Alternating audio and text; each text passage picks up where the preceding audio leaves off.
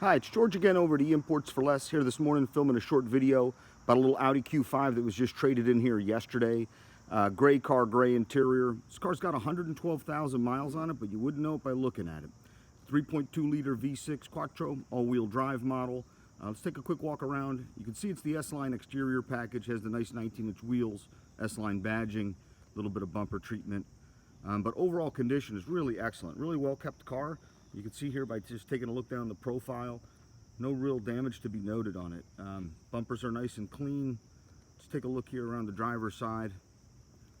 This is a gray exterior color. The inside is a lighter shade of gray. You can see it's got the panoramic moonroof. It does have nav and a backup cam, Bluetooth, and some other stuff. You can see that all of the options on our website at eimports4Less.com. You'll see a full breakdown of the sticker, all the packages, everything you want to know about it, and more.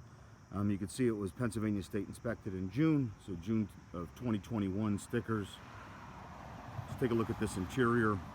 Again, we haven't detailed it. This car just came into us yesterday, so the only thing it got is a hand wash on the outside. But you see nice wood trim.